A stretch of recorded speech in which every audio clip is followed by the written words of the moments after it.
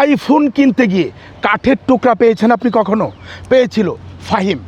চলুন গল্পটা ছোট্ট করে বলি, এবং এই গল্পটা শুনলে আপনি সচেতন হবেন, আপনি আরও অনেককেই সচেতন করতে পারবেন। ফাহিম ফেসবুক চালাতে চালাতে হঠাৎ করে একটা পেজ তার সামনে আসলো। ওই পেজে একটা বিজ্ঞাপন ছিল যে সীমিত সময়ের জন্যে আইফোন 13 মাত্র 40,000 টাকায় দেওয়া হবে। তো ফাহিম ভাবলো যে আইফোন 13-এর দাম 1 লক্ষ টাকারও অনেক উপরে, যদি মানে পুরাতনও কিনে। তো ফাহিম চিন্তা করলো যে একটু কথা বলি। তো ওই পেজের ওই বিজ্ঞাপনে যে মোবাইল নাম্বার দেওয়া ছিল, সে মোবাইল নাম্বারে সে ফোন করে সে জানতে পারলো যে এই 6 ঘন্টার মধ্যে সে যদি এটা অর্ডার করে তাহলে 40,000 টাকাই পাবে, তারপর আর পাবে না। তো শর্ত ছিল মাত্র 500 টাকা অ্যাডভান্স পাঠাতে হবে। ফাহিম 500 টাকা অগ্রিম পাঠালো, এবং বাকি যে 39,500 টাকা সেটা কন্ডিশনে এবং পাঠাবে কুরিয়ার সার্ভিসে। তো ফাহিম যথারীতি 500 টাকা পাঠিয়ে দিল। পরের দিন ফাহিমের নাম্বার একটা ফোন আসলো কুরিয়ার সার্ভিস থেকে। ফাহিম কুরিয়ার সার্ভিসে গেল, এবং এই আইফোনের যে প্যাকেট, সে প্যাকেট একেবারেই মানে কমপ্লিট ছিল।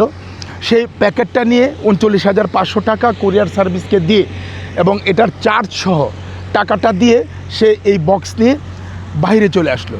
তো খুব কৌতূহল ছিল ভিতরে। বাইরে এসেই সে প্যাকেটটা খুললো। প্যাকেটটা খোলার পরপরই মূলত মূল জিনিসটা বোঝা গেল। এখানে একটা শক্ত কাঠের টুকরাকে পেঁচিয়ে এই বক্সের ভিতরে দেওয়া হয়েছিল। ফাহিম তড়িঘড়ি করে ওই আবার সেই কুরিয়ার সার্ভিসের অফিসে গেল এবং বলল যে এখানে তো মোবাইল ফোন নেই, আমার টাকাটা আপনি পাঠিয়েছেন কি? কুরিয়ার সার্ভিসের লোকটা বলল যে ভাই, আমার অন্য একটা কাজ ছিল, এই জন্য টাকাটা পাঠাতে পারিনি। কি হয়েছে আপনার? ফাহিম বলল যে আমার এই আইফোনের পরিবর্তে আমার এই প্যাকেটে কাঠের টুকরা। তো কুরিয়ার সার্ভিসের যে লোকজন, কর্মকর্তা যারা রয়েছেন, তারা সবাই মিলে ওই টাকাটা আটকে দিল, এবং কুরিয়ার সার্ভিসের কর্মকর্তা এবং ফাহিম দুজনে মিলেই পুলিশের সাইবার ক্রাইমকে নক করলো। সাইবার ক্রাইম আসলো, তারা এসে যে নাম্বারে সে প্রথম 500 টাকা বিকাশ করেছিল এবং ওই যে পেজ, এই দুটোরই সন্ধান করে দেখলো এটা একটা প্রতারক চক্র, এবং তাদেরকে ধরার জন্যে ওই সাইবার ক্রাইম ইউনিটের যারা রয়েছেন প্রশাসনের, তারা কাজ করতে থাকলো। ফাহিম তার টাকাটা ফেরত পেল।